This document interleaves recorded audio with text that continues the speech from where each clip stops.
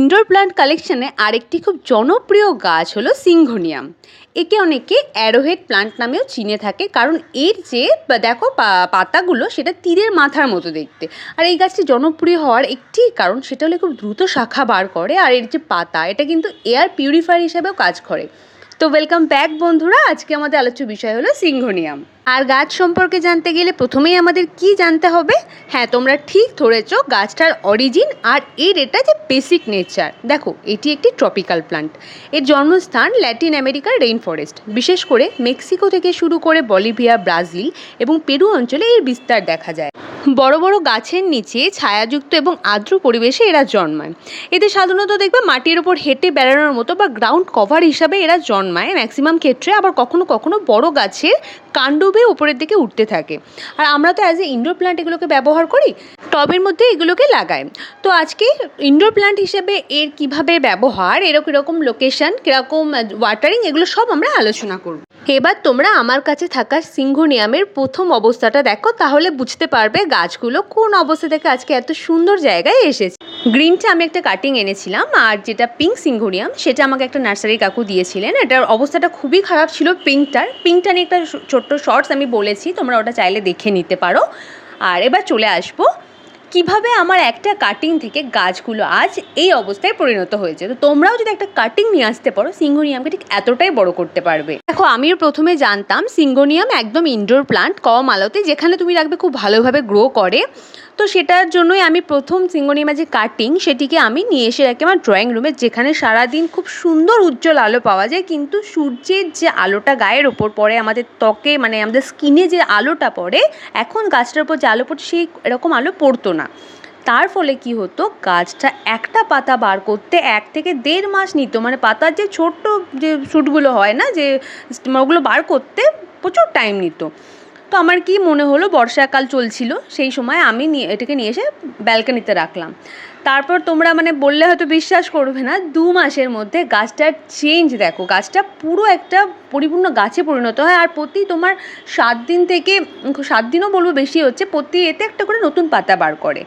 তার মানে এই গাছটির প্রপার আলোর প্রয়োজন আছে। দেখো, আলো মানে এই নয় যে ডিরেক্ট সূর্যালোকে রাখবে, ডিরেক্ট সূর্যালোকেও থেকে যায়। যদি গাছ, অনেক গাছই তো দেখবে বাইরে বড় হচ্ছে, আর সেগুলো তো ডিরেক্ট সূর্যালোকে থাকতে থাকতে অ্যাডপ্ট করে নেয়। কিন্তু যদি আমরা ঘরে এনে রাখি, কখনো এমন জায়গায় রেখো না যাতে মানে কম আলো থাকে।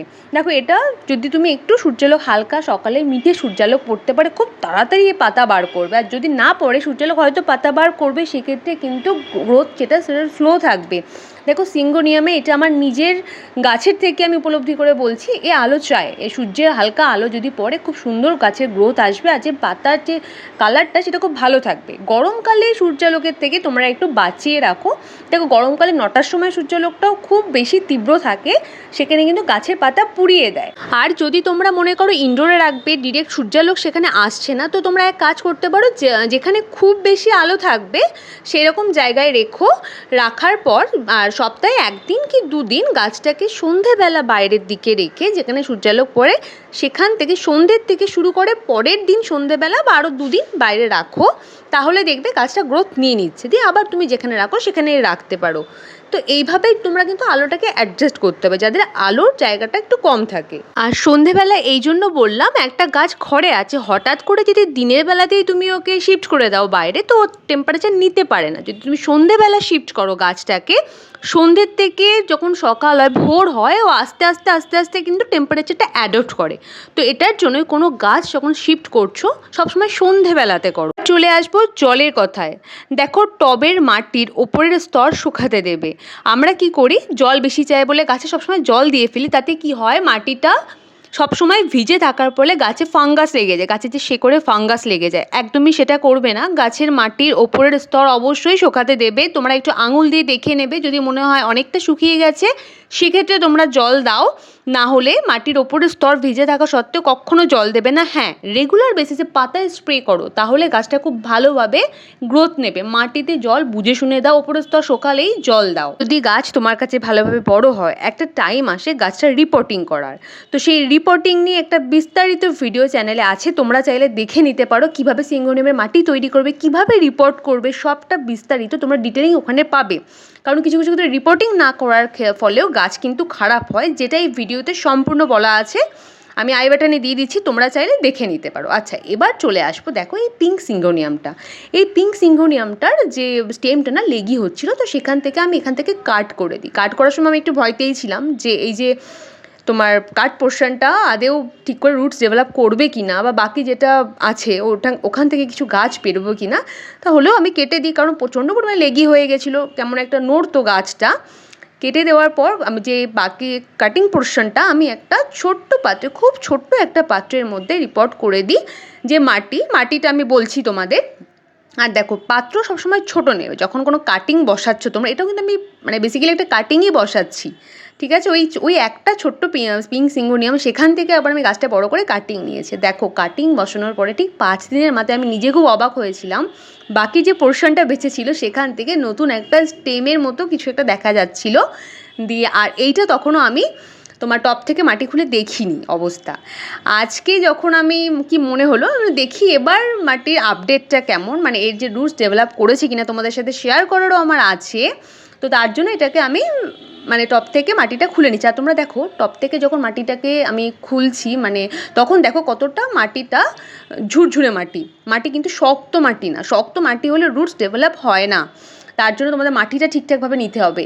তো মাটি যেন সবসময় ঠিক থাকে, আর সব থেকে চেষ্টা করবে ছোট্ট টব নিতে। যত ছোটো টব হবে রুটস ডেভেলপ তত বেশি তাড়াতাড়ি হবে, কারণ বড় জায়গায় অনেকটা মাটি থাকে, আর অনেকটা মাটি থাকলে মাটি স্ট্রাগল করে।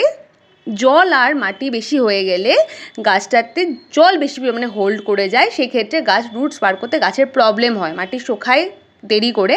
আর এখানে দেখো গাছটা কি সুন্দর রুটস ডেভেলপ করে নিয়েছে। তো ঠিক এইরকমই যখন তোমরা কাটিং বসাচ্ছ, এটা কিন্তু একটা কাটিং বসানোর প্রসেস হয়ে গেল, মানে একটা অবাক করা। আমি মানে ভাবতে পারিনি, ওখান থেকে তো নতুন স্টেম বার করেছে বাকি পার্ট থেকে, কিন্তু যেটা কাট করে বসিয়েছিলাম সেও কিন্তু নতুন স্টেম মানে রুটস বার করে ফেলেছে। এবার এই গাছটা পুরোপুরি দাঁড়িয়ে যাবে, আর কোনো এর অসুবিধা নেই। কিন্তু আমি খুব ছোটো জায়গায় রেখেছিলাম, তো তাই এটাকে এবার আমি রিপোর্ট করব। দেখো এতটা ছোট পাত্রে, আর এইগুলো না নার্সারির পট হয়, পাতলা পাতলা পট হয়, এগুলোতে যদি বসাতে পারো বা কোনো গ্রো ব্যাগ ছোট তোমরা বসাতে পারো, খুব তাড়াতাড়ি রুটস ডেভেলপমেন্ট হয়ে যায়। আর এবার দেখো চলে আসবো মাটির কথা। যেহেতু আমি রিপোর্ট করছি তার সাথে তোমরা মাটিটাও দেখে নাও। আমি এখানে প্লেন গার্ডেন সয়েল নিয়েছি, তার সাথে একটু কোকোপিট নিয়েছি, তার সাথে গোবর সার নিয়েছি, আর এখানে আমি একটু মিশিয়ে নিচ্ছি এপসাম সল্ট। এপসাম সল্ট কী হয়, যে গাছগুলোতে কালার থাকে, কালারের মানে ভ্যারিগেশন থাকে, সেইগুলোতে সেই কালারটাকে ধরে রাখতে এপসাম সল্ট সাহায্য করে। তাহলে কি নিয়ে নিলাম, কোকোপিট, তার সাথে একটু গোবর সার, তার সাথে আমি তো রাইস শাক ওই ধানের যে ভুসিটা ওটা নিই, তোমরা চাইলে যদি বালি চালার যে নুড়ি কাকড় থাকে ওগুলোও দিতে পারো। মোট কথা মাটিটা ঝুরঝুরে হতে হবে, যত মাটি ঝুরঝুরে থাকবে তোমার গাছ ভালো থাকবে। আর কোকোপিট মেশানোর একটাই কারণ, কোকোপিট জলটাকে পুরোপুরি মানে হোল্ড করে রাখে না, কিন্তু মাটিটাকে ময়েস্ট রাখে, ঠিক আছে। তার জন্য কোকোপিট পারলে তোমরা মেশাও, খুব ভালো এটা। আর দেখো এখানে যখন দিচ্ছি রুটস এসে গেছে, তবুও আমি একটু অ্যালোভেরা জেল লাগিয়ে নিলাম, যাতে রুটসটা আর কোনো শক না খায়। রুটস অ্যালোভেরা জেল সবসময় একটা ফাঙ্গিসাইডের কাজ করে বা রুটস হরমোনের কাজ করে, যাতে আরও ভালোভাবে রুট ডেভেলপ করবে। দিয়ে দেখো এখানে ভালো করে আমি জল দিয়ে দিচ্ছি। জলটা অবশ্যই দেবে যখনই তোমরা রিপোর্ট করবে, পট করবে। আচ্ছা, এবার দেখো বাকি যে সিঙ্গোনিয়ামটা বাকিটা পড়েছিল কাটিংয়ের পরে, সেখান থেকে দেখলে তো একটা ছোট্ট স্টেম মতো বেরিয়েছিল, সেটা দেখো কেমন পাতায় পরিণত হয়েছে, উল্টে নতুন একটা পাতা বার করছে।